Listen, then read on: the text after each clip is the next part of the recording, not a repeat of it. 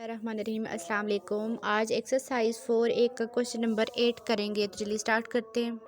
जी student, page number 43 के ऊपर आपका क्वेश्चन नंबर 8 है। क्वेश्चन नंबर 8 को रीड कर लेते हैं। An octopus weighed 5/6 kilogram after 2 weeks it's weighed was increased by 3/10 kilogram, but afterward it lost 1/5 kilogram in weight as it was sick. What is its current weight? हमने बताना है कि octopus का जो वेट था सबसे पहले वो 5/6 था, उसके बाद उसका वेट इंक्रीज़ हो गया है, 3/10 हो गया था। देन उसके बाद फिर उसने वेट लॉस भी किया है, ठीक है, बीमारी की वजह से। वो बीमार है जिस वजह से उसका वेट लूज़ हो गया है। तो अब हमने करंट वेट फाइंड करना है। जी स्टूडेंट, क्वेश्चन नंबर 8 को मैंने सॉल्व कर लिया है। यहाँ पे हमने सबसे पहले वेट लिखना है जो हमारे पास गिवन कंडीशन है। ऑक्टोपस वेट जो था वो 5/6 किलोग्राम था, फिर वेट उसका इंक्रीज़ हो गया था। Weight increased 3/10 kilogram. How much weight increase होने के बाद हमने उसको प्लस किया है कि उसका इतना वेट हो गया है। उसके बाद हमने लिखना है कि बट इट लॉस्ट वेट, जब उसने वेट को लॉस किया,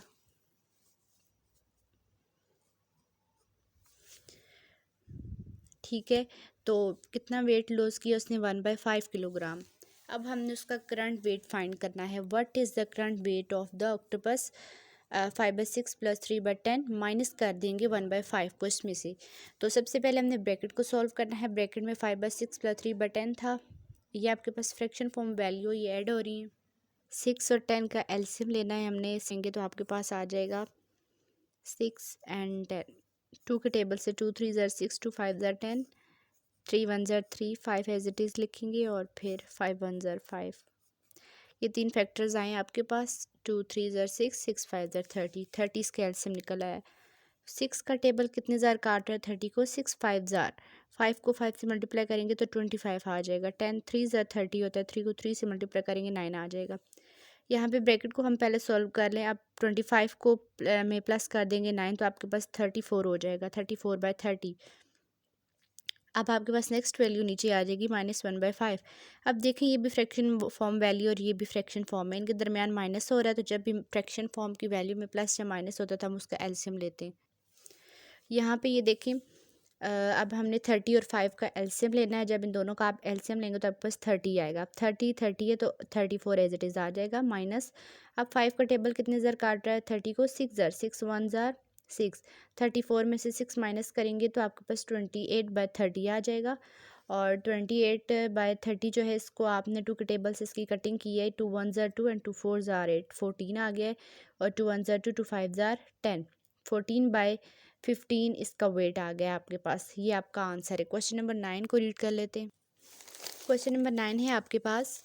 कोमल walked for 1/3 kilometer on Saturday, and Sunday she walked 1/4 kilometer more. How much distance did she walk on Sunday?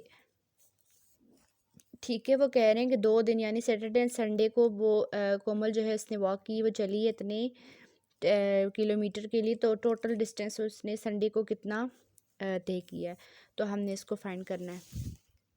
Question number 9 भी सॉल्व हो चुका है, तो हम इसको समझ लेते हैं। कोमल वाक्ड ऑन संडे, सैटरडे को वो इतना चली है। फिर कोमल वाक्ड ऑन संडे, फिर मज़ीद वो संडे वाले दिन इतना ज़्यादा उसने वॉक किया, 1/4 किलोमीटर। अब हमने इसका टोटल फाइंड करना है कि how much distance she walk, total उसका डिस्टेंस कितना बनता है। हमने इन दोनों वैल्यूज़ को प्लस कर देना है। यहाँ पे मिक्स्ड फॉर्म को आपने ख़त्म करके प्रॉपर फॉर्म में लेकर आना है। ये इम्प्रॉपर फॉर्म में आपके पास 3 2 ज़र 6 और 6 में 1 प्लस करेंगे 7/3, 4 4 1 ज़र 4 और 1 प्लस करेंगे तो 5/4। अब यहाँ पे नीचे वाली दो वैल्यूज़ का एलसीएम लेंगे, 12 आएगा। 3 4 ज़र 12 होता है, 4 को 7 से मल्टीप्लाई करेंगे तो 28 आ जाएगा। 4 3 ज़र 12 होता है, 3 को 5 से मल्टीप्लाई करेंगे तो 15 आ जाएगा। 15 और 28 प्लस करेंगे 43/12 आ जाएगा। यहाँ पे आपके पास जो क्वेश्चन था वो मिक्स्ड फॉर्म में था, तो हमने भी इसको मिक्स्ड फॉर्म में ही आंसर देना है। तो यहाँ पे आप इसको डिवाइड करेंगे। 12 43 अंदर आएगा, 12 बाहर आएगा। 12 3 ज़र 36 होता है, तो 43 में से 36 माइनस करेंगे तो आपके पास 7 बच जाएगा। अब यहाँ पे आपने इसको राउंड ऑफ करके लिख लेना है, ठीक है। इस तरह से ये इसका होता है मेथड। नीचे वाली वैल्यू जो है वो सबसे ऊपर आएगी, ऊपर वाली लेफ़्ट साइड पे आ जाएगी, और लेफ़्ट वाली जो वो डिनोमिनेटर के प्लेस पे आ जाएगी। यानी कि 3 7/12 इसका आंसर आ गया। डिस्टेंस जो इसका वॉक का बन रहा है टोटल, वो 7/12 आ रहा है। ये आंसर है क्वेश्चन नंबर 9 का। क्वेश्चन नंबर 10 देख लें student, weight of the books which Adeel has to carry in his school bag is 3 3/4 kilometre and weight of the notebooks and other item is 2 to 1/4 kilometer for 2 1/2 kilogram. If his bag weight 1/2 kilogram, how much total weight the has to carry to school? ये कह रहे हैं दिल के पास एक bag है जिसमें total उसका वज़न जो है वो कापियों और किताबों का वो 3/4 है। ठीक है, उसमें आप बाकी जो आइटम्स पड़े हुए हैं उनका वज़न जो है वो 1/2 है, और फिर बैग खुद यानी खुद बैग का कितना वेट है वो 1/2 है, 1/2 किलोग्राम। तो हमने टोटल बैग का वो जो है बता देना है वेट कितना है।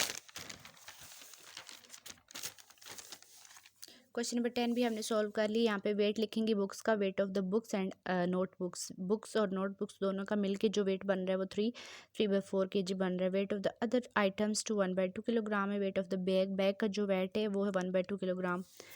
यहाँ पे हमने टोटल फाइंड करना है, तीनों वैल्यूज़ को प्लस कर देंगे, मिक्स्ड फॉर्म को ख़त्म करेंगे। 3 4 12, 12 में 3 प्लस करेंगे तो 15/4 होगा। 2 2 4 और 1 5/2 हो जाएगा, 1/2। अब तीनों का एलसीएम लेंगे, 4 आएगा। 4 4 नीचे डिनोमिनेटर सेम है दोनों के तो 15 एज इट इज़ आएगा। 2 2 4 होता है, 2 5 10, 2 2 4 और 2 1 2, तीनों वैल्यूज़ को प्लस करेंगे 27 आएगा और बाय 4 हो जाएगा।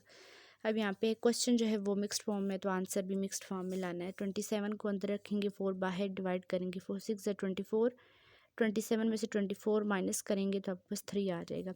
अब यहाँ पे भी आपने इसको इस मेथड से लिख लेना है। डिनोमिनेटर वाली वैल्यू जो है वो ऊपर आएगी, ऊपर वाली लेफ़्ट साइड पे आ जाएगी और लेफ़्ट साइड वाली डिनोमिनेटर की प्लेस पे आ जाएगी, यानी इसका जो टोटल वेट बन रहा है वो 63/4 किलोग्राम बन रहा है। ये आंसर है। क्वेश्चन नंबर 10 भी हो चुका है कंप्लीट। अगर आप इसमें से आपको कुछ समझ ना आया हो तो आप कमेंट में लाजमी पूछिए। चैनल को सब्सक्राइब करें। Thank you so much.